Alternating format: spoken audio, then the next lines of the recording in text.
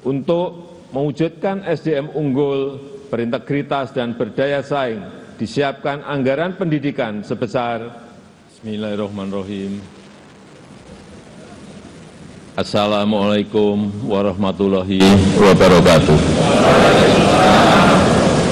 Selamat siang, salam sejahtera bagi kita semuanya. Shalom, Om Swastiastu, Namo Buddhaya, salam kebajikan. Jadi saya dari Presiden. Yang saya hormati Wakil Presiden Republik Indonesia, Bapak Profesor Dr. Kiai Haji Ma'ruf Amin. Yang saya hormati pimpinan dan anggota Dewan Perwakilan Rakyat Republik Indonesia. Yang saya hormati pimpinan dan anggota Dewan Perwakilan Daerah Republik Indonesia. Yang saya hormati pimpinan dan anggota lembaga-lembaga negara. Yang saya hormati para Menteri Kabinet Indonesia Maju, Jaksa Agung, Panglima TNI, Kapolri, dan Kepala Lembaga Pemerintahan. Hadirin sekalian yang saya hormati, serta saudara-saudara sebangsa dan setanah air. Dalam 3 tahun terakhir, dunia dihadapkan pada guncangan pandemi COVID-19 yang menelan korban 6,9 juta manusia. Alhamdulillah, negara kita Indonesia telah berhasil mengatasi tantangan besar tersebut akibat pandemi dengan hasil yang sangat baik. Bahkan Indonesia menjadi salah satu negara yang berhasil menangani krisis kesehatan dan memulihkan ekonomi dengan cepat dan baik. Dan pertumbuhan ekonomi selama 7 kuartal terakhir sejak akhir 2021 secara konsisten berada di atas 5%. Tingkat pengangguran berhasil diturunkan dari 6,26% pada Februari 2021 menjadi 5,45% pada Februari 2023. Sementara tingkat kemiskinan juga terus menurun menjadi 9,36% pada Maret 2023. Begitu juga dengan kemiskinan ekstrim yang turun dari 2,04% pada Maret 2022 menjadi 1,12% pada Maret 2023. Pemulihan ekonomi yang cepat dan kuat telah membawa Indonesia naik kelas, masuk kembali ke dalam kelompok negara berpendapatan menengah atas di tahun 2022. Pemulihan ekonomi Indonesia terus berlanjut. Semester 1 2023 ekonomi nasional tumbuh 5,1%. Inflasi Indonesia juga semakin terkendali dan mencapai 3,1% sampai dengan Juli 2023. Kebijakan fiskal Indonesia termasuk salah satu yang paling efektif dalam menangani pandemi dan menjaga pertumbuhan ekonomi. Defisit fiskal Indonesia sudah kembali di bawah 3% PDB, 1 tahun lebih cepat dari rencana awal. Rasio utang Indonesia juga salah satu yang paling rendah di antara kelompok negara G20 dan ASEAN, bahkan sudah menurun dari 40,7% PDB di tahun 2021 menjadi 37,8% per Juli 2023. Sebagai perbandingan, rasio utang Malaysia saat ini berada di tingkat 66,3% PDB, Tiongkok 77,1% dan India 83,1%. Hadirin yang saya hormati, saudara-saudara sebangsa dan setanah air, sidang dewan yang kami muliakan. Kita menyaksikan perubahan lanskap global yang sangat cepat, khususnya karena pergeseran geopolitik. Fragmentasi global menciptakan disrupsi rantai pasok yang meningkatkan risiko pangan, risiko krisis pangan, energi, serta keuangan dunia. Konstelasi global harus disikapi dengan strategi kebijakan yang jitu dan antisipatif. Kebijakan ekonomi dan fiskal harus mampu mentransformasi ekonomi untuk menghadapi tantangan hari ini dan hari depan. Ketahanan pangan dan energi serta transformasi manufaktur menjadi sangat penting. Di sisi lain, industri pertahanan harus dibangun secara kompetitif untuk menjawab kebutuhan pertahanan keamanan Indonesia. Dunia juga dihadapkan pada potensi krisis akibat perubahan iklim. Transisi penggunaan energi hijau perlu dilaksanakan secara progresif, namun tetap adil dan terjangkau. Potensi nilai ekonomi hayati Indonesia harus kita manfaatkan sebagai faktor penting dalam mengembangkan dan meningkatkan investasi hijau di dalam negeri. Selain itu, perkembangan digitalisasi dan artificial intelligence diperkirakan akan mendominasi kehidupan perekonomian dunia termasuk di Indonesia. Disrupsi ini harus dihadapi dengan strategi yang tepat. Pembangunan kualitas sumber daya manusia, infrastruktur fisik dan non-fisik terkait dengan teknologi informasi harus ditingkatkan. Struktur penduduk muda akibat bonus demografi kita manfaatkan secara maksimal. Transformasi ekonomi terus dilanjutkan untuk meningkatkan daya tarik investasi dan pembukaan lapangan kerja yang layak secara masif. Partisipasi Indonesia dalam rantai pasok global, khususnya pada sektor berteknologi tinggi dan ramah lingkungan, harus terus kita dorong. Perbaikan kualitas sumber daya manusia menjadi faktor utama transformasi ekonomi. Pembangunan kualitas SDM yang sehat, produktif, dan inovatif juga menjamin inklusivitas serta keadilan terus dilakukan. Maka upaya menghapus kemiskinan ekstrem, stunting, dan pembangunan daerah terpencil harus berhasil. Oleh karena itu, seluruh tantangan global dan nasional harus kita jawab dengan tepat dan efektif. Peran APBN sangat penting dan strategis dalam mendukung, memfasilitasi, serta menentukan arah kebijakan ekonomi, sosial, dan daya saing pertahanan dan keamanan nasional. Kebijakan fiskal ke depan dirancang dengan tujuan mengakselerasi target dan prioritas pembangunan nasional. Agenda transformasi ekonomi termasuk hilirisasi sumber daya alam, baik hasil tambang maupun pangan akan terus dilanjutkan. Perlindungan dan perbaikan kesejahteraan masyarakat, khususnya yang berpendapatan rendah, juga akan tetap menjadi fokus penting untuk menopang perbaikan struktural secara fundamental. Hadirin yang saya muliakan serta Bapak Ibu saudara-saudara sebangsa setanah air, mempertimbangkan potensi perekonomian yang kita miliki, serta dengan tetap memperhitungkan risiko-risiko yang akan datang, maka asumsi dasar ekonomi makro sebagai landasan penyusunan RAPBN 2024 adalah sebagai berikut. Pertumbuhan ekonomi 2024 diperkirakan sebesar 5,2%. Stabilitas ekonomi makro akan terus dijaga, situasi kondusif dan damai pada pemilu dan pilkada serentak 2024 harus kita wujudkan. Implementasi beberapa undang-undang baru juga akan memberikan manfaat positif pada penguatan struktural. Selanjutnya, inflasi akan tetap dijaga pada kisaran 2,8%. Peran APBN akan tetap dioptimalkan untuk memitigasi tekanan inflasi, baik akibat perubahan iklim maupun gejolak eksternal. Koordinasi yang kuat antara anggota forum tim pengendalian inflasi pusat dan daerah akan terus dijaga. Rata-rata nilai tukar rupiah diperkirakan bergerak di sekitar Rp15.000 per dolar Amerika Serikat. Sementara rata-rata suku bunga surat berharga negara 10 tahun diprediksi pada level 6,7%. Koordinasi anggota Komite Stabilitas Sektor Keuangan akan selalu antisipatif dan responsif dalam menghadapi potensi gejolak eksternal. Harga minyak mentah Indonesia ICP diperkirakan berada pada $80 per barel.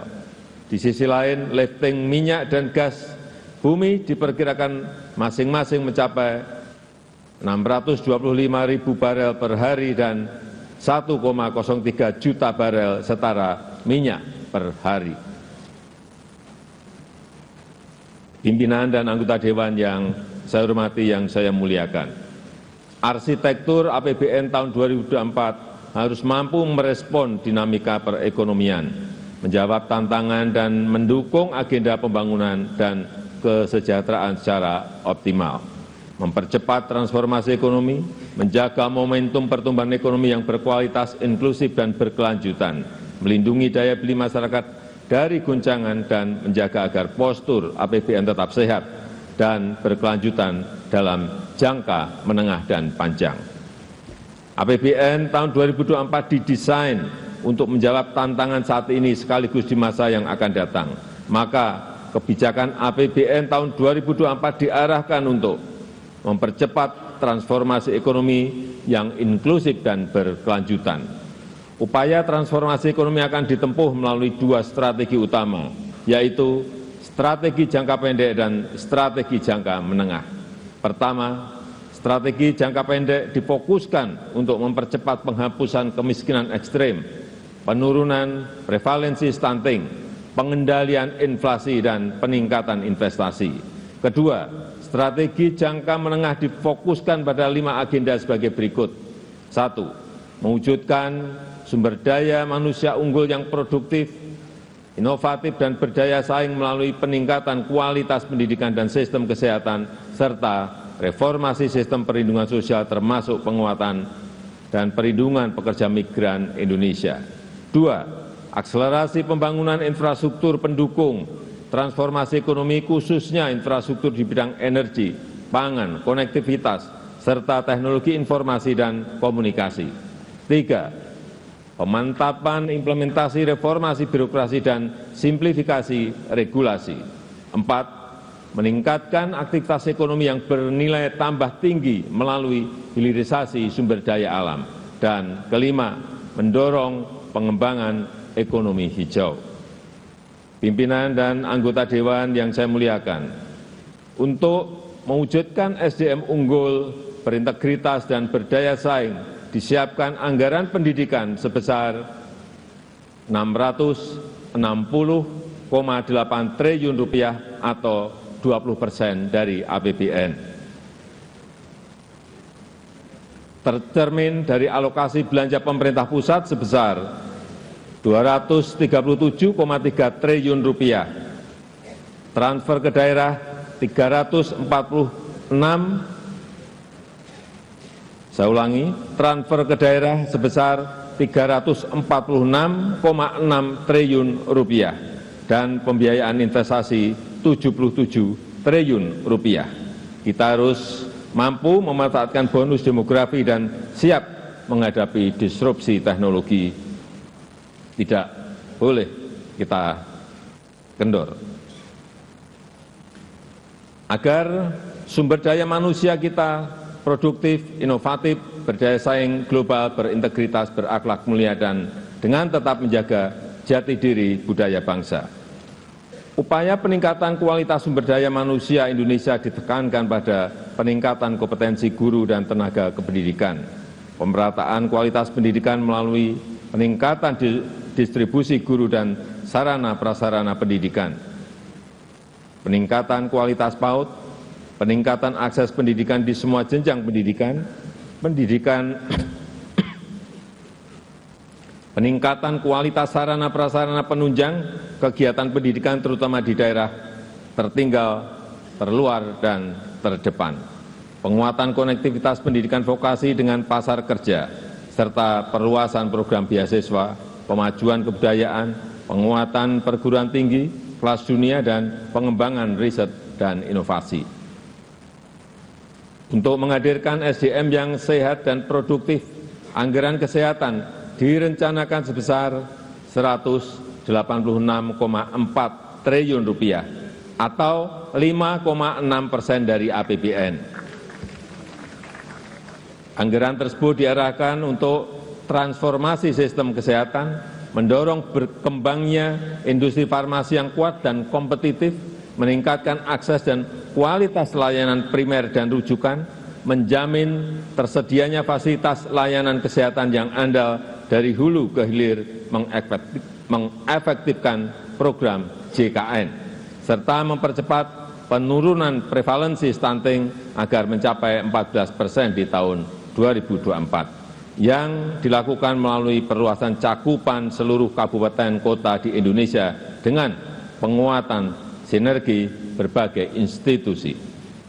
Untuk mempercepat penurunan kemiskinan dan meningkatkan kesejahteraan serta pembangunan SDM jangka panjang untuk memutus rantai kemiskinan, anggaran perlindungan sosial dialokasikan sebesar Rp493,5 triliun. Sejalan dengan hal tersebut, reformasi program perlindungan sosial diarahkan pada penyempurnaan perlindungan sosial sepanjang hayat dan adaptif, subsidi tepat sasaran dan berbasis target penerima manfaat, perbaikan basis data penerima antara lain melalui penguatan data registrasi sosial ekonomi, serta percepatan penghapusan kemiskinan ekstrem pada tahun 2024.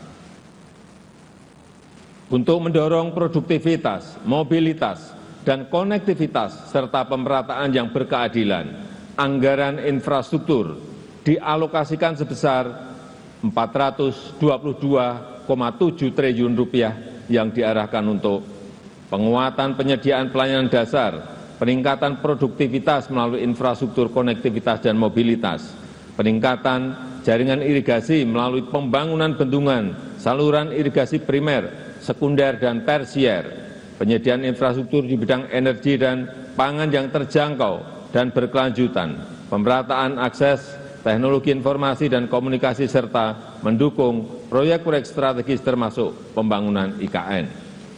Strategi transformasi ekonomi di bidang ketahanan pangan dialokasikan sebesar Rp108,8 triliun yang diprioritaskan untuk peningkatan ketersediaan, akses, dan stabilisasi harga pangan, peningkatan produksi pangan domestik, penguatan kelembagaan petani, dan dukungan pembiayaan serta perlindungan usaha tani, percepatan pembangunan dan rehabilitasi infrastruktur pangan, serta pengembangan kawasan food estate, dan penguatan cadangan pangan nasional. Untuk mendorong agar aktivitas ekonomi bernilai tambah tinggi, diantaranya dilakukan dengan mendorong hilirisasi sumber daya alam. Dukungan fiskal telah diberikan berupa insentif perpajakan dan berbagai insentif fiskal lainnya. Selama ini telah diberikan dukungan terhadap pengembangan kendaraan bermotor listrik berbasis baterai. Hal ini untuk mendorong percepatan transformasi ekonomi untuk penciptaan nilai tambah yang tinggi, perluasan kesempatan kerja, dan penggunaan energi yang ramah lingkungan sehingga dapat menurunkan emisi serta efisiensi subsidi energi. Untuk menjaga agar pelaksanaan transformasi berjalan efektif, maka reformasi birokrasi harus terus diperkuat. Pelaksanaan reformasi birokrasi harus dijalankan secara konsisten dan berhasil guna. Perbaikan kesejahteraan, tunjangan, dan remunerasi ASN dilakukan berdasarkan kinerja dan produktivitas. RAPBN 2024 mengusulkan perbaikan penghasilan berupa kenaikan gaji untuk ASN pusat dan daerah TNI Polri sebesar 8%, dan kenaikan untuk pensiunan sebesar 12%, yang diharapkan akan meningkatkan kinerja serta mengakselerasi transformasi ekonomi dan pembangunan nasional. Industri pertahanan keamanan juga terus didorong agar maju dan mandiri dengan dukungan APBN, antara lain dimanfaatkan untuk pemenuhan kebutuhan alutsista secara bertahap dengan didukung industri pertahanan di dalam negeri untuk memenuhi kebutuhan pokok minimum. Pimpinan dan anggota Dewan yang saya muliakan, pemerintah juga terus mendorong agar sinergi pusat dan daerah semakin baik. Untuk itu, kebijakan transfer ke daerah diarahkan semakin berkualitas dan memberi manfaat nyata bagi masyarakat melalui langkah-langkah sebagai berikut. 1. harmonisasi belanja pusat dan daerah, terutama dalam upaya mendukung program prioritas nasional termasuk transformasi ekonomi. 2. Mempertajam pengelolaan dan penggunaan transfer ke daerah, terutama untuk meningkatkan kualitas pelayanan publik dan pembangunan daerah yang inklusif. 3. Meningkatkan kemandirian fiskal daerah melalui penguatan perpajakan daerah dengan tetap menjaga iklim investasi, kemudian berusaha serta mendorong pembiayaan daerah sebagai sumber pendanaan APBD. Pimpinan dan anggota Dewan yang saya hormati, untuk menjalankan agenda pembangunan tersebut, pendapatan negara pada tahun 2024 didorong lebih optimal dengan tetap menjaga iklim investasi, keberlanjutan dunia usaha, dan kelestarian lingkungan. Optimalisasi penerimaan pajak ditempuh dengan pertama, menjaga efektivitas reformasi perpajakan untuk perluasan basis pajak, peningkatan kepatuhan, dan penggalian potensi. Kedua, implementasi sistem inti perpajakan serta perbaikan tata kelola dan administrasi perpajakan. Yang ketiga, implementasi nomor induk kependudukan sebagai nomor pokok wajib pajak dalam rangka meningkatkan rasio perpajakan. Yang keempat, pemberian berbagai insentif perpajakan yang tepat dan terukur diharapkan mampu mendorong percepatan pemulihan dan peningkatan daya saing investasi nasional serta memacu transformasi ekonomi. Untuk peningkatan PNBP terus dilakukan melalui perbaikan proses perencanaan, pelaporan dengan menggunakan teknologi informasi yang terintegrasi, penguatan tata kelola dan pengawasan, optimalisasi pengelolaan aset dan sumber daya alam, serta mendorong inovasi layanan dengan tetap menjaga kualitas dan keterjangkauan layanan. Dengan kebijakan fiskal yang ekspansif, pemerintah menjaga pembiayaan tetap prudent, tetap hati-hati, inovatif, dan berkelanjutan melalui pengembangan skema KPBU, termasuk penguatan peran BUMN, BLU, lembaga pengelola investasi, dan badan penugasan khusus.